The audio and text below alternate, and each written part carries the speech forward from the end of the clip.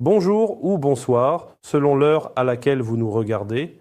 Je suis Mohamed Haït Bellassène, chroniqueur expert en digital and tech à l'ODG Media. Je suis chargé de vous lire aujourd'hui, avec une fidélité totale et absolue, ma chronique La faute fatale de Zuckerberg, la fuite qui a remis les clés du monde à la Chine.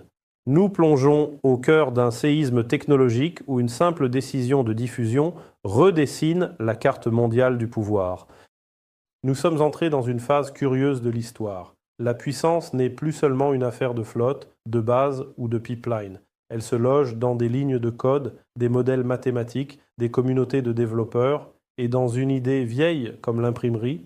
Diffusée largement peut être plus stratégique que verrouillée. La guerre froide de l'IA, quand l'open source devient une arme, depuis 2 ans, l'intelligence artificielle est devenue un théâtre géopolitique à part entière.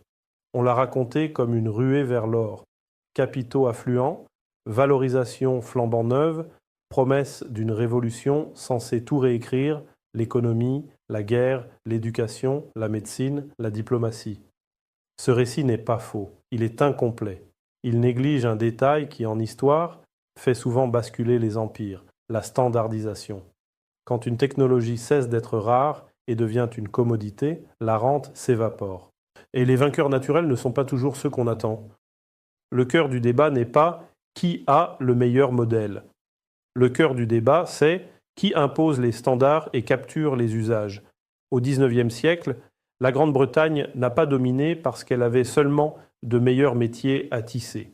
Elle a dominé parce qu'elle a articulé finances, routes maritimes, normes et capacités industrielles. L'IA suit une logique similaire. La puissance ne vient pas seulement des laboratoires, mais du couple coût plus diffusion.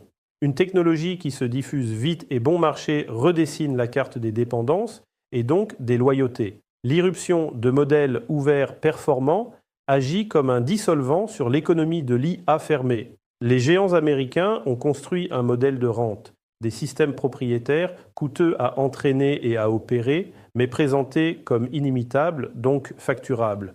Or, l'histoire technologique est cruelle. Tout ce qui peut être reproduit finit par l'être.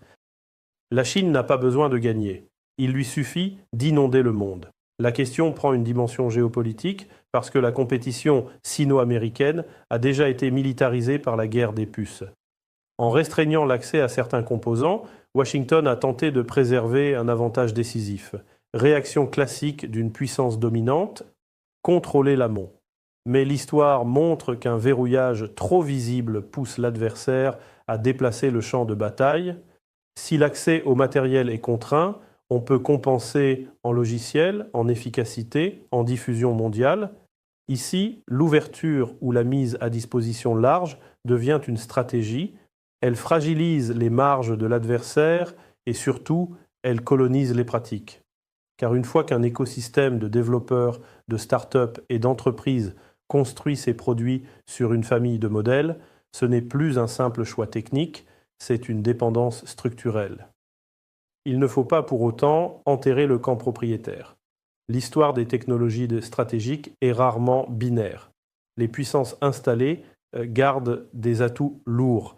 La confiance institutionnelle, le droit, les certifications, la responsabilité juridique, les contrats d'État, la capacité à vendre de la conformité plus que de l'innovation, dans les secteurs sensibles, défense, banque, santé, administration, la question n'est pas c'est moins cher, mais qui répond en cas d'incident et où vont les données? Dans ces zones-là, les modèles fermés restent attractifs parce qu'ils vendent une promesse d'assurance.